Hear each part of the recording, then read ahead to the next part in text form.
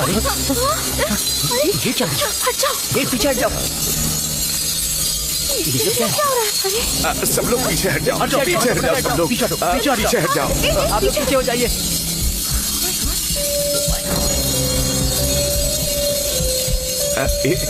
देखो तो ये सब क्या हो रहा है? Okay sir.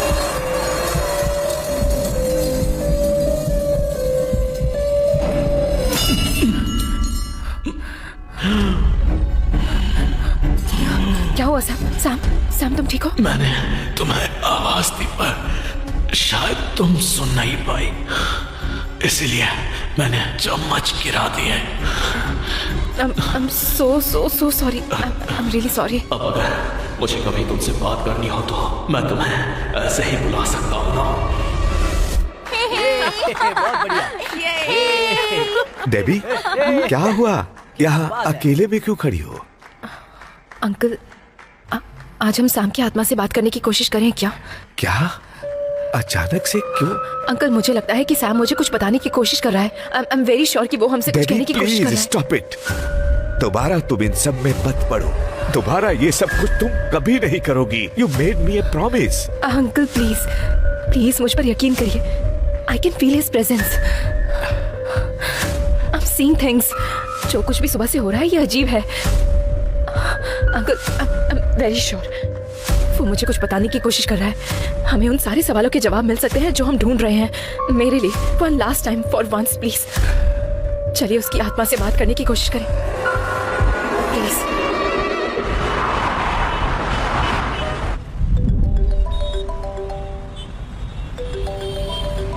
हाँ बोलिए अंकल। डेबी बेटा कहाँ हो? मैं पहुंच चुका फॉर श्योर मैं एस्टेट पार कर रही हूँ। ट्रैफिक की वजह से मैं दूसरे रास्ते से आ रही हूँ। बस जल्दी पहुँचती हूँ। तुम्हें लेट होने वाला है। नहीं, मैं बस पहुँच रही हूँ। ठीक है? ठीक है, आराम से आओ, अपना ख्याल रखो। या श्योर। श्रीधर थोड़ा जल्दी, मुझे देर हो रही है। हाँ लेकिन ये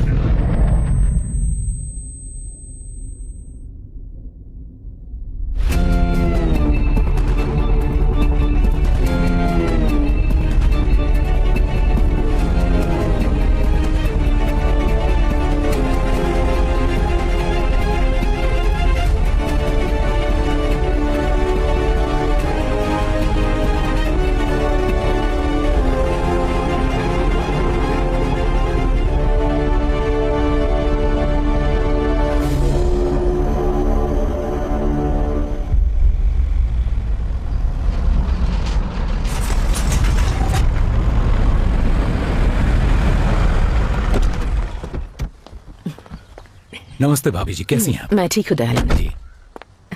आओ ऐश्वर्या, आओ प्लीज कम। आ जाओ।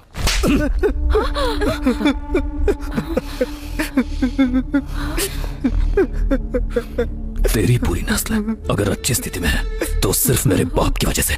उनका एहसान तू कैसे भूल सकता है? हाँ, एक तस्वीर भी साफ नहीं रख सकता, इतना काम नहीं होता तेरे से। माफ कर दीजिए सर। उनकी तस्वीर पर धूल का एक कण भी नजर नहीं आना चाहिए। भरोसा रखिए सर, ऐसा दोबारा नहीं होगा।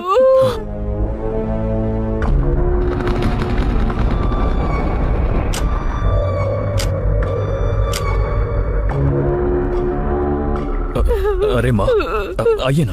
रघु, मेरा बच्चा, वो तुम्हें छोड़कर कैसे जा सकते हैं? भैया, आइए प्लीज कम। आप लोग आइए प्लीज। पापा, इस तरह मेरे साथ आओ।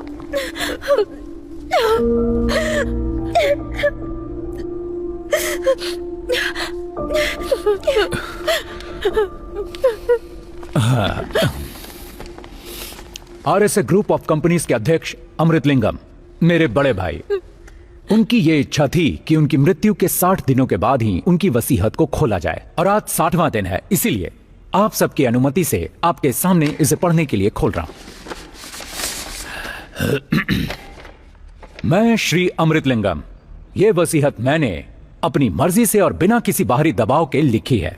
मेरे जीवन काल के बाद मेरी संपत्ति अनुमानित 2500 करोड़ की है। मैं उसे मेरी दोनों पत्नियों के उत्तराधिकारियों के साथ पूरे दिल से साझा करना चाहता हूं। मैंने ये वसीयत बनाई है ताकि उनके बीच बिना किसी विवाद के इसे बांटा जा सके। उसी के अनुसार मेरी पहली पत्नी की संतान मेरे बड़े बेटे रघुनंदन को मेरी सभी प्रॉपर्टी, चल और अचल संपत्ति का सिर्फ 25% ही मिलता है।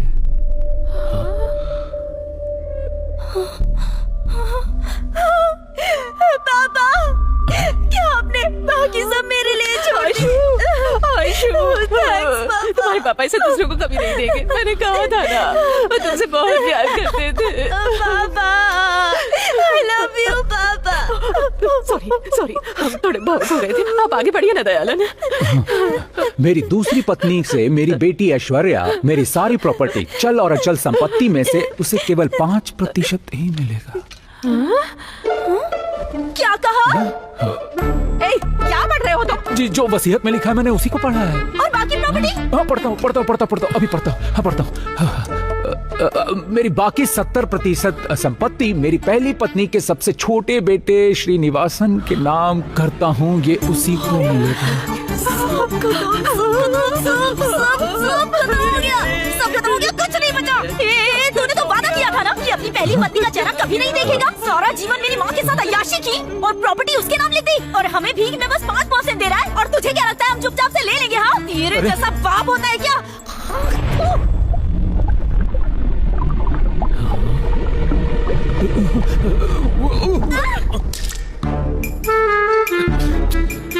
इस कचरा वसीयत को कचरे में ही फेंक दो। मैं कोर्ट में जाऊंगी। मुझे अच्छी तरह से पता है कि 75% मुझे कैसे लेना है। दिखाती हूँ मैं, दिखाती हूँ। ये हो गया ना? चल।